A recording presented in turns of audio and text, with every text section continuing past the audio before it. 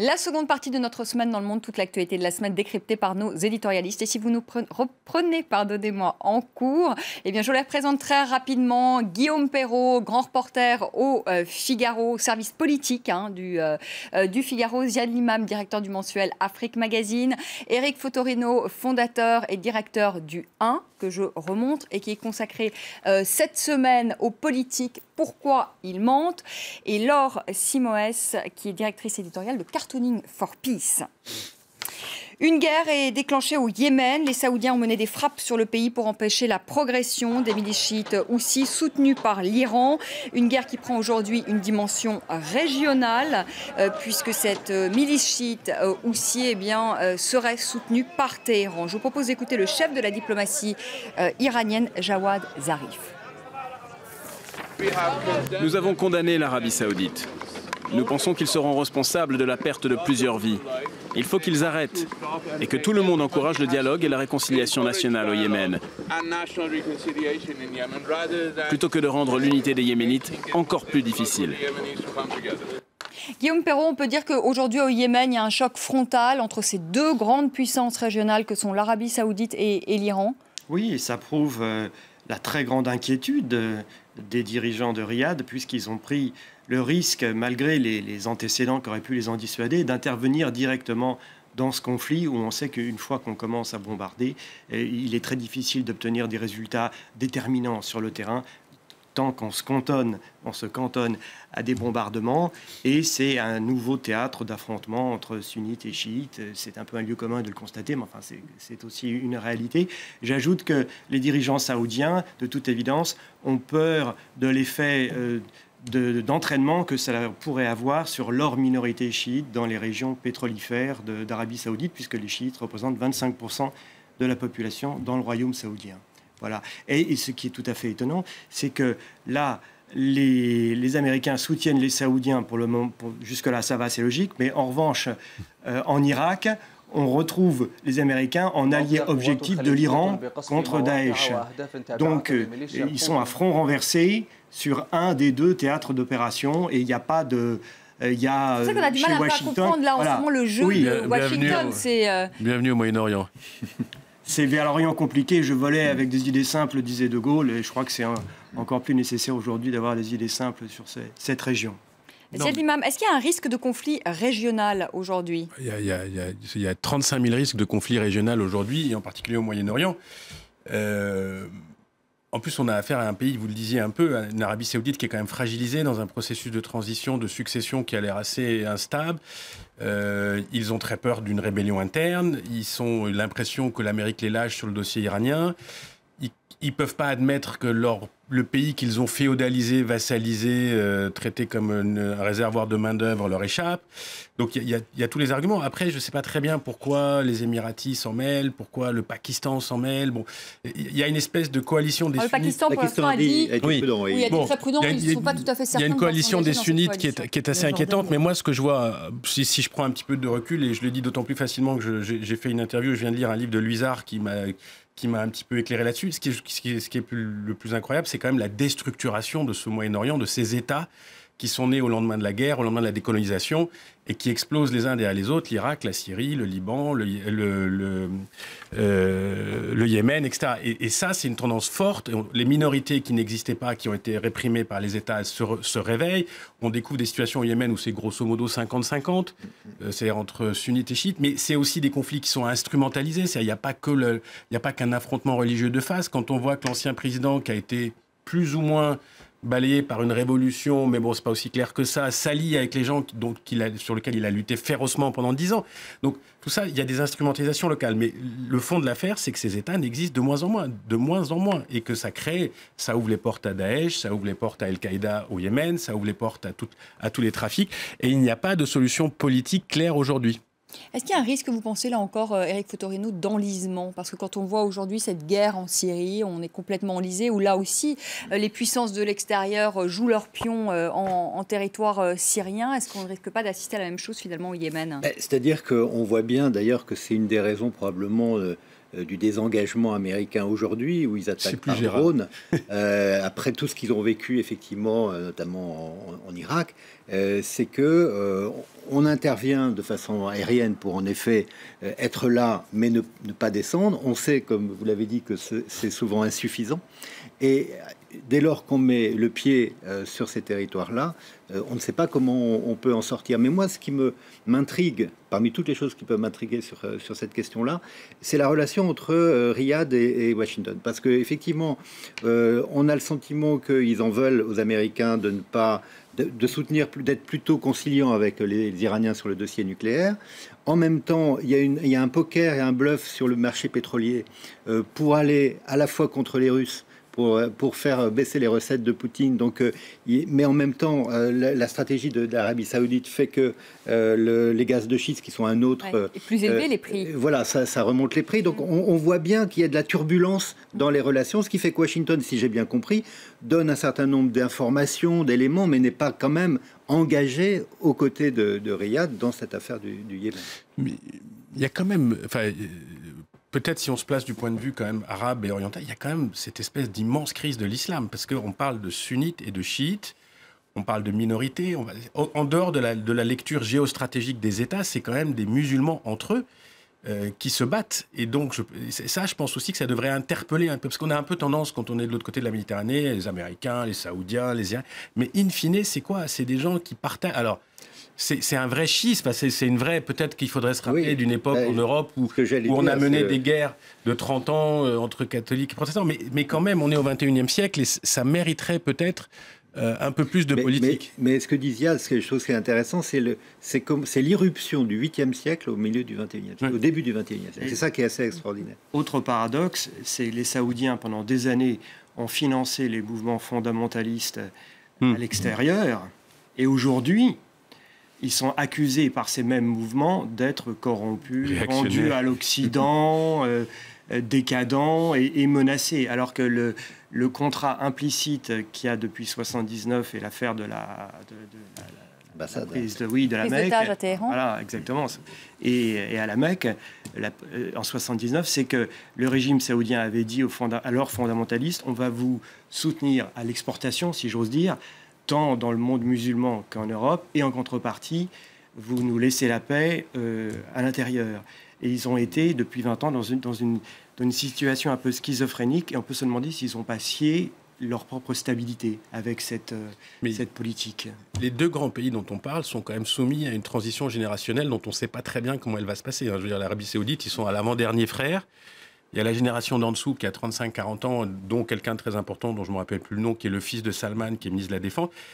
Il y a clairement quelque chose en cours. Et l'Iran, personne ne sait comment l'Iran va évoluer sous la pression de leur propre jeunesse, le changement interne, l'envie de changement du guide, peut-être un jour qu'on dit malade aussi, voilà, à les Khamenei. C'est des pays qui ne sont pas non plus d'une stabilité sur les 10 ans qui viennent. Peut-être que vous avez bien sûr raison, mais est-ce que quand même le régime iranien n'est pas plus stable que le saoudien? Parce que le saoudien, c'est une famille qui a l'air propriétaire du pays, et où chaque fonction est un fief. Il y a plus de contrepoids dans le régime iranien. C'est quand même très centralisé et du coup fragile. Laure. Oui, un dessin justement d'un dessinateur libanais, Stavro, pour L'Orient le jour, où on voit donc du coup l'opération militaire, la tempête de la fermeté, Decisive Storm, où on voit une bonne description des enjeux un peu géopolitiques, le bras iranien derrière justement les populations, enfin les milices houthis, l'attaque de l'Arabie Saoudite, et puis en attendant le Yémen qui brûle. Alors, je trouvais que c'était intéressant de demander à une dessinatrice iranienne de donner un éclairage sur une analyse sur la situation. Alors là, voilà, on a l'Arabie Saoudite qui lance ses bombes, et du coup, en étude comparée, si on reprend par exemple là un autre dessin de Hassan Blebel, dessinateur libanais, qui lui est beaucoup plus bavard dans sa lecture, on voit l'influence iranienne dans la région, clairement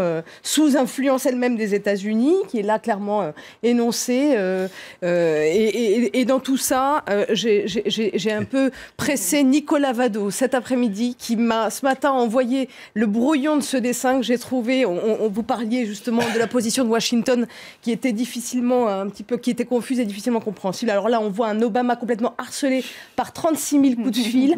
Barack ici, Riyad, tu nous aides à rétamer ces chiens d'infidèles chiites au Yémen? Oui, bien sûr, répond-il. Un autre coup de fil, Barack ici, Bachar, tu m'aides à massacrer ces raclures djihadistes sunnites chez moi et en Irak? Oui, bien sûr. Ensuite, en bas à droite, Barack, sale connard, c'est Bibi. Là, on a Bibi Netanyahou. Barack, en bas à gauche, c'est Michel, donc sa chère épouse. À quelle heure tu rentres? Et puis alors voilà, on a là le résumé, le Moyen-Orient pour les nuls. C'est des fois un petit peu compliqué de s'y retrouver dans cette poudrière.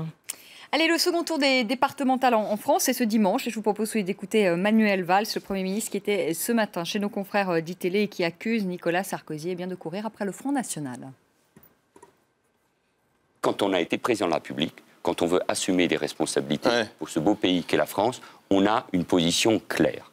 On ne cherche pas à courir derrière l'extrême droite pour quelques sièges ou pour quelques départements. C'est ça aussi l'honneur de la politique. Guillaume Perrault, Nicolas Sarkozy court après le Front National? Non, c'est une posture qu'on entend chez Manuel Valls, qui est usée. J'entends ça depuis quasiment 30 ans, depuis que je suis en âge d'entendre parler du Front National. Je sens la gauche accuser hier le RPR et l'UDF, maintenant l'UMP, de courir après le Front National. Ce à quoi l'UMP répond, mais c'est vous qui l'avez créé, le Front National, et on n'en sort pas. Je crois que c'est tout à fait vain, que c'est un théâtre politique qui a de moins en moins d'emprise sur les choix électoraux des Français. Moi, je constate une chose, le Front National, en 2011, aux dernières cantonales, avait fait 15% des voix. Aujourd'hui, il est à 25%. Il a donc considérablement progressé. Il est en tête dans plus de 40 départements. Et le total de tous les partis qui se réclament de la gauche, par-delà leurs différends, a fait 36% des voix environ au premier tour. C'est-à-dire qu'il y a un peu plus d'un électeur sur 3 seulement qui a marqué sa confiance à un parti qui se réclame de la gauche. Voilà. C'est ça, à mon avis, l'effet majeur sur lequel il faudrait insister. Éric Fotorino, Manuel Valls qui a dit que rien n'était joué pour ce second tour. Vous pensez que rien n'est joué ou tout est joué? On parle des politiques et la langue de bois, dans le on dit quand ils mentent, vous savez. Non, moi je pense que bien sûr, il est dans son rôle de dire ça, que rien n'est joué, parce que jusqu'au moment où les électeurs mettent leur bulletin dans l'urne, il peut encore se passer quelque chose, mais là je pense que c'est à la marge. On a bien vu qu'à l'issue du premier tour, c'était très curieux d'ailleurs les commentaires de résultats. On a dit que finalement le PS c'était pas une si grande déroute, que le FN c'était pas si important, mais vous venez de le dire, le FN il est quand même à 25%. Donc je pense qu'il faut bien voir les réalités. Je crois qu'à l'arrivée ça va être une victoire pour la droite. L'extrême droite aura évidemment, sans être le premier parti de France, aura des positions quand même très fortes.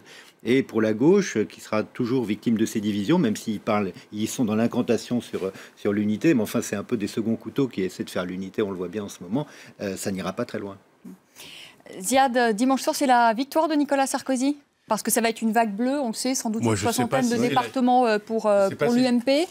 En tout, c'est ce qu'ils espèrent. C'est ce qu'ils espèrent, en tout cas. 2-3 départements où il n'est pas impossible que le Front National l'emporte, dans l'Aisne, dans le Vaucluse. C'est pas une... Dans le Gard, peut-être. Dans le Gard, aussi. en effet. Aussi, ouais, c'est aussi une possibilité. Qui était à gauche depuis un siècle. Rappelons-le. Non, mais c'est certainement une victoire de l'UMP, j'allais dire presque par... Parce que moi, ce qui me frappe, c'est la disparition de la gauche en France. Moi, c'est ça que je trouve fascinant et désespérant depuis 4, 5, 6, 7 ans. Il y a cette tentative de chercher une social-démocratie vers le centre qui, pour le moment, ne prouve pas grand-chose. Et il y a la fractionnalisation et la dissolution des écologistes, du front de gauche, etc., qui ont une espèce de discours radical qui ne parle pas aux gens. Et donc, en gros, la gauche, les deux gauches sont en train de disparaître. La gauche radicale, celle des frondeurs qui nous font croire qu'il suffit de taxer les gens un peu plus, comme s'ils n'étaient pas assez taxés, pour faire tourner la machine. Et celle de la social-démocratie, à laquelle je pourrais éventuellement adhérer sur un plan intellectuel, mais qui ne trouve pas d'électeurs. Donc l'UMP, elle gagne bien sûr, mais l'ULPM gagne par défaut, dans le vide absolu. C'est-à-dire qu'il n'y a plus d'opposition à gauche. C'est quand même un parti qui a 153 procédures judiciaires en ce moment, l'UMP. Donc ils vont peut-être pas nous la ramener non plus trop sur le plan de la morale et de ce qu'ils sont en train de faire. Ils ont un patron qui est unanimement détesté par la moitié de son bureau politique, qui espère absolument ne pas le voir président pendant 5 ans, parce que sinon ça va juste être insupportable pour la moitié d'entre eux qui l'ont déjà vécu pendant 5 ans. Donc moi je pense que ces deux grands partis devraient vraiment s'occuper d'eux-mêmes. Et le problème, c'est cette adhésion... C'est plus de la protestation, c'est une adhésion continue à des idées Front National. Les gens, ils votent pas uniquement pour protester, ils votent parce qu'il y a des choses, ils entendent, ils se disent que c'est important. Et moi, ce qui me fascine, c'est de voir que c'est dans des territoires ruraux aussi. Oui. C'est dans la ruralité française. La Nièvre, ancien bastion mitterrandien, il y a eu des scores très élevés du Front National. Eric Fautorino-Mier, quand même, et il faut quand même le dire aux téléspectateurs, il y a quand même de bons indicateurs économiques quand même en ce moment. Alors les chiffres du chômage sont pas très bons. Les chiffres du chômage, c'était pas formidable au mois de février, plus 0,4%. Mais je pense au moral des ménages, je pense à la croissance. Si l'on en croit Manuel Valls, il dit on aura peut-être 1,5 avant 2005, parce qu'à partir de 1,5, on commence à créer des emplois. Les déficits publics, ils sont moins importants que prévu. On est à 4, on prévoit plutôt 4,4. Est-ce que c'est pas quand même un frémissement, peut-être, d'un avenir meilleur dont pourra peut-être profiter François Hollande? Vous savez, Churchill disait qu'il croyait aux statistiques quand il les manipulait lui-même. Mais c'est vrai que les chiffres sont là, c'est des chiffres d'indicateurs mensuels. Je pense qu'au fond, non, ils ne montrent pas grand-chose. Et d'ailleurs, la preuve en est que quand on regarde le résultat du premier tour, on voit le FN monter. Il monte, la corrélation n'est pas avec l'immigration. Elle est aujourd'hui avec les inégalités sociales, la baisse des revenus, le chômage, les non-diplômés, les familles monoparentales, etc. Donc il y a effectivement, le FN fait le plein de plus en plus sur des critères sociaux d'inégalité qui ne sont plus des critères justement d'immigration. D'autre part, dans votre journal, au début de la semaine, il y avait un petit sondage très intéressant sur cette question un peu qui est posée. Est-ce que la victoire de l'UMP dimanche est la victoire de Nicolas Sarkozy? Eh bien, c'était 30% seulement de l'électeur de l'UMP qui disait que c'était une victoire de Sarkozy. Donc, oui, c'est une victoire de la droite, mais ce n'est pas une victoire de Sarkozy. Guillaume Perrault, c'est pas une victoire de Nicolas Sarkozy. C'est pas une victoire que l'électorat de droite impute à l'action personnelle de Nicolas Sarkozy. Il est probable qu'un autre leader de l'UMP aurait obtenu des résultats de même niveau. Mais est-ce que ça lui donne des longueurs d'avance par rapport à ses concurrents? Soyons honnêtes, il y a 3 semaines, chers confrères, dans la partielle du Doubs, tout le monde a dit c'est une gifle pour Sarkozy. Il est président de l'UMP, il perd. Et maintenant, on dit il gagne, mais ça ne peut pas être mis à son crédit. Donc, non, mais c'était à la une de votre journal. C'est vrai, mais ça, c'était le jugement des internautes du Figaro que vous avez. Il y a juste une toute petite chose, et après on laisse la place au dessin. C'est quand tu dis il y a pas, c'est beaucoup de critères sociaux, il y a quand même sur les sondages d'adhésion au Front National, l'émigration, même dans des bleds où il n'y a pas d'émigrés, ça sort systématiquement comme un danger. Mais parce qu'il n'y en a plus, c'est déconnecté du réel. Oui, c'est comme je dirais les deux s'ajoutent, les deux critères s'ajoutent. C'est pas l'un qui se substitue à l'autre, ça s'ajoute. La fameuse fracture de Jacques Chirac. Les dessins. Oui, un regard de l'étranger, notamment de l'Europe du Sud, avec ce dessin du dessinateur italien Mauro Biani, paru dans Il Manifesto, où on voit une république avec quelques douleurs de tête. Je suis Sarko, se pose-t-elle la question. Un autre dessin, ce coup-ci, del Chico Triste, un dessinateur espagnol paru dans Cartoon Mouvement, où on voit effectivement un tête-à-tête rieur entre Hollande et Marine Le Pen, et on devine par la présence des lunettes c'est Sarkozy cassées... plutôt, il ressemble à Sarkozy. Les lunettes de Hollande. Et c'est les lunettes de Hollande. Je m'en mêle les pinceaux moi-même. Encore, alors là, une série de dessins des dessinateurs, deux dessinateurs français. J'aime bien toujours montrer des dessins qui mixent deux informations.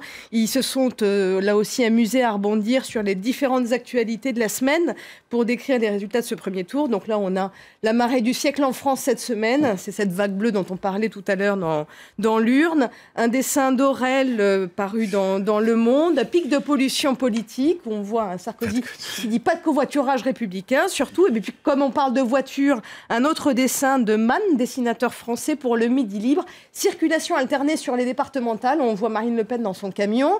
Et puis Nicolas Sarkozy qui vient de doubler, à moi, dit-il, qui vient de doubler Manuel Valls, qui est un petit peu sur le. Et puis un autre, simplement pour terminer, un autre dessin du dessinateur français Pinter pour L'Orient le Jour. Départemental, deuxième tour. On devine l'avion, l'intérieur d'un avion avec cockpit et compagnie. Ouvre Manuel, fais pas le con, dit Hollande, en tapant frénétiquement sur la porte du cockpit. Bon, c'est un petit peu de mauvais goût peut-être, mais enfin, en attendant... Ça fait rigoler quand même. Ça fait rigoler. Clairement... On en a peut-être beaucoup besoin.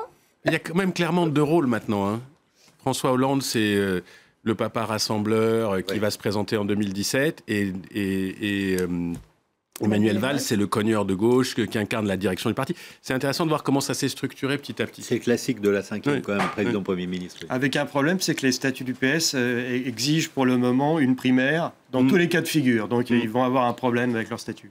Merci à tous les quatre d'avoir participé à cette semaine dans le monde. Vous restez avec moi. On accueille Anthony Saint-Léger pour tout ce qui a fait le buzz sur les réseaux sociaux ce vendredi.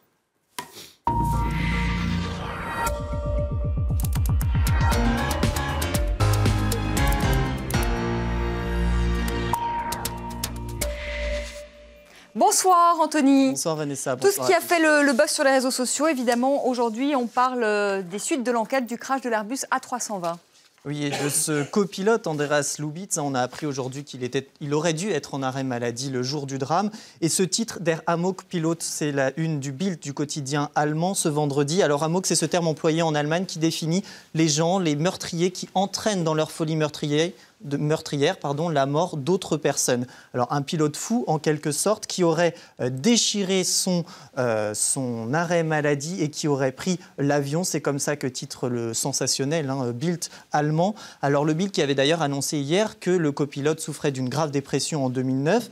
Germanwings aujourd'hui tient à préciser tout de même qu'elle n'a pas reçu d'arrêt maladie pour ce jour-là. Alors quoi qu'il en soit, l'annonce d'un éventuel état dépressif du copilote a fait couler beaucoup d'encre, vous vous en doutez, dans la presse, et notamment le Daily Mail qui s'interroge pourquoi lui avoir donné l'autorisation de voler. Et cette une du Daily Mail a suscité de nombreuses réactions des internautes. Titre affligeant, nous dit cet internaute, par exemple, Winston Churchill aussi a eu des épisodes dépressifs. Pourquoi a-t-il eu le droit de nous diriger? Winston Churchill aussi, la cible de cet internaute, il était dépressif, il a piloté des avions, il était même en charge de la Royal Air Force et du pays.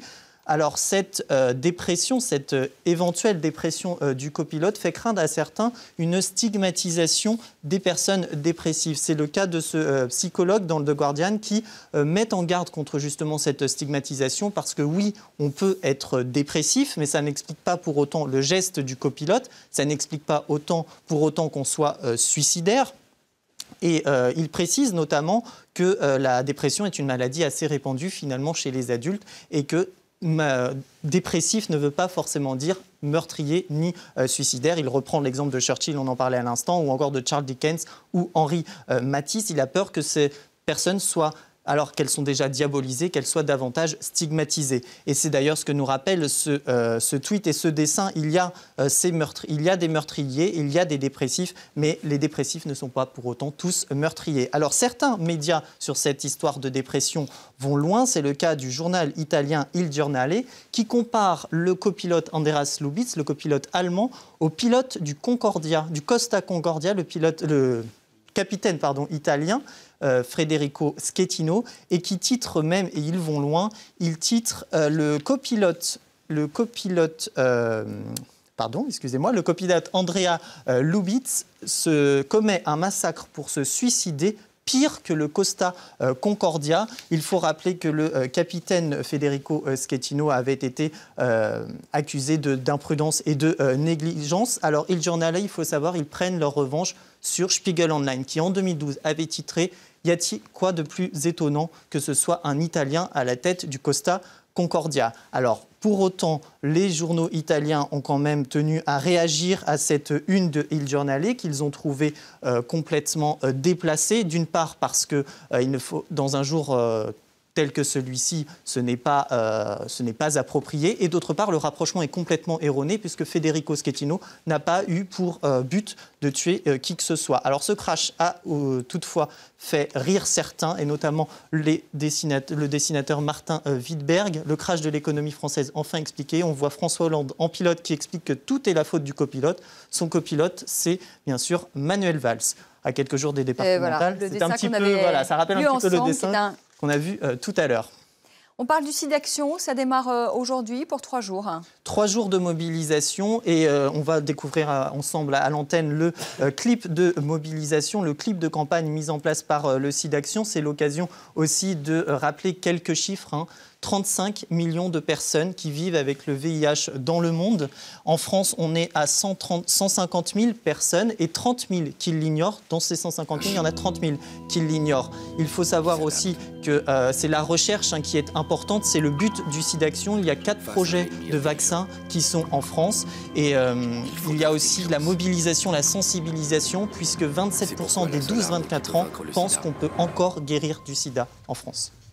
Merci beaucoup Anthony Saint-Léger pour cette chronique, tout ce qui a fait le buzz sur les réseaux sociaux.